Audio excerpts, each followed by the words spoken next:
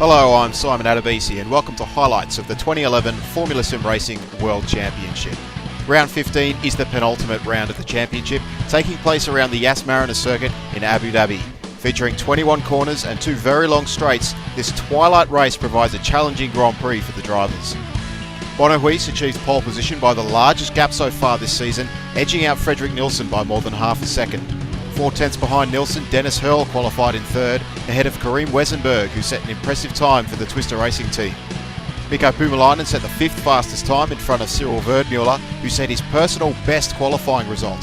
Jon-Erik Saxon and Dimitri de Matos made up the 4th row of the grid, with Croatian debutant Peter Briljak in 9th and Dejan Kostatinov in 10th. Yannick Lapchin narrowly missed out on the top 10, ahead of Renaud Room in 12th and Mohamed Patel in 13th.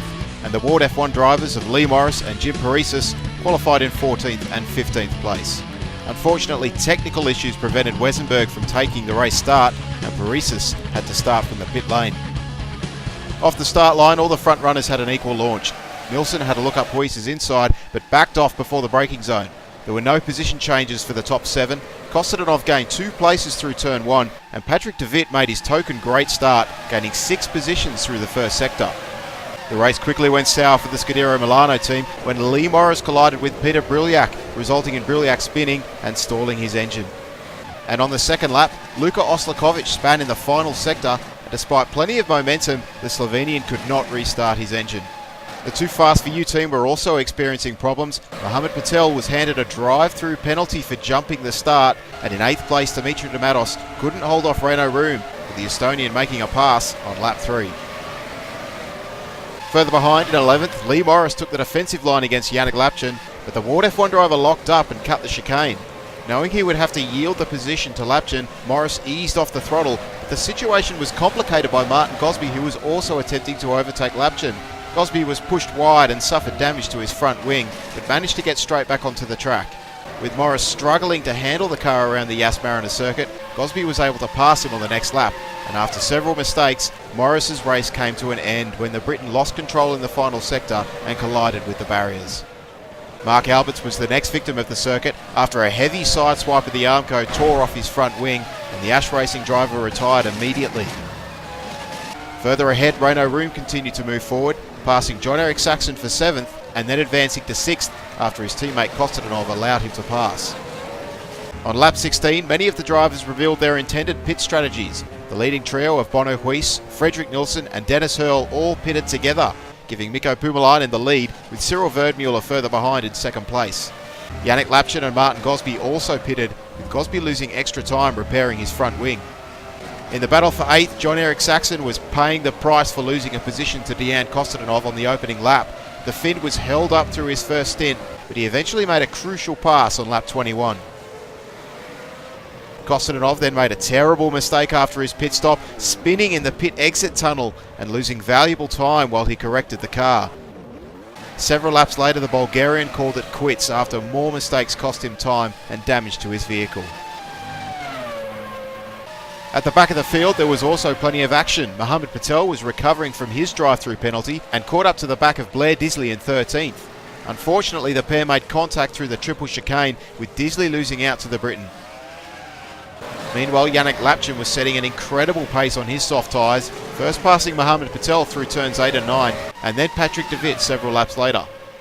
As Renaud Room emerged from his only pit stop, he was swamped by the 2-stopping Martin Gosby, and into turn 11, Room went defensive and the pair made contact, with Gosby spinning and being lucky not to take out his teammate. At the front, it didn't take long for Huis to catch and pass Puumalainen, and while it looked like Puumalainen's strategy might help him leap his teammate for 3rd position, a mechanical issue on his in-lap cost him valuable seconds, and the Finn would now have to push hard to have any hope of beating Dennis Hurl. Huis was by now easily winning the race, with Frederik Nielsen enjoying a comfortable gap back to Hurl. Puumalainen was in a lonely 4th place, ahead of Cyril Verdmuller in 5th. Yannick Lapchin's early 2nd stop placed him in 9th position, but with fresh tyres and superior traction, the Frenchman soon made light work of those ahead of him. The ATR Silverline driver passed Dimitri de Matos, Jon-Erik Saxon, and then GT Amiga driver Renaud Room. Lapchin was on par for a 6th place finish when disaster struck and his engine blew in a cruel twist of fate. Just as it was beginning to look like the top three had been settled, Fredrik Nilsson lost control through turn 5 and the twister car came to a halt, with Nilsson doing a great job of preventing the car from stalling. Hurl took the position to move up into second, however Nilsson managed to stick with the German and quickly closed down on him. Several laps later, Nilsson got alongside Hurl into the triple chicane and the pair went through side by side until Hurl ran out of room. Feeling that he had been forced to cut the track, Hurl kept the position. The two then pitted together, but the Twister Racing crew made a faster stop and Nilsson retook his position. 5 laps later, the pair caught up to the back of the one-stopping Puumalainen. Puumalainen had every intention of fighting for the position despite being on worn tyres, and while he initially managed to fend off Nilsson, he clipped the curb at turn 9 a little too hard and both Nilsson and Hurl got alongside. Incredibly, Hurl got onto the inside and outbraked Nilsson to get back up into second. They then dropped Puumalainen fairly quickly, but Hurl could not shake Nilsson off his tail. Eventually Nilsson made another passing attempt into the triple chicane, and again Hurl ran out of room and cut the chicane. However, this time Hurl was concerned about the potential of being penalised, and the McCaw driver gave up the position several corners later.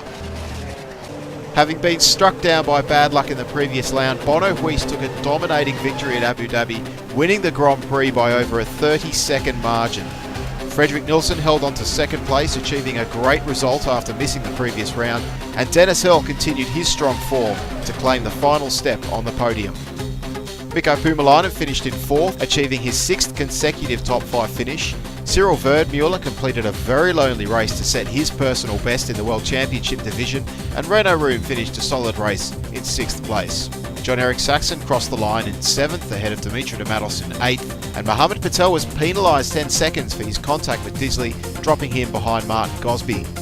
Blair Disley and Jim Paresis were a long way off the pace this round, and Patrick de Wit finished 2 laps down after a spin in the final stages of the race cost him plenty of time in the pits.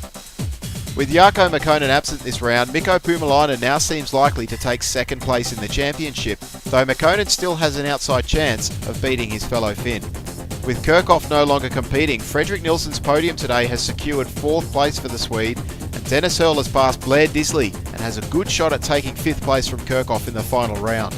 John-Eric Saxon's result has edged him out just ahead of Dimitri de Matos by 2 points. There's been no change to the order on the Constructors table, but McCaw have now secured second place in the Constructors, with Twister Racing now guaranteed to finish in 3rd. However, there is only 16 points separating ATR and Too Fast for You, with ATR having the definitive advantage. 6th place is still up for grabs for Netrex, Ash Racing and GT Amiga Racing, and the remaining teams can all advance a position or two in the final round with a decent points haul.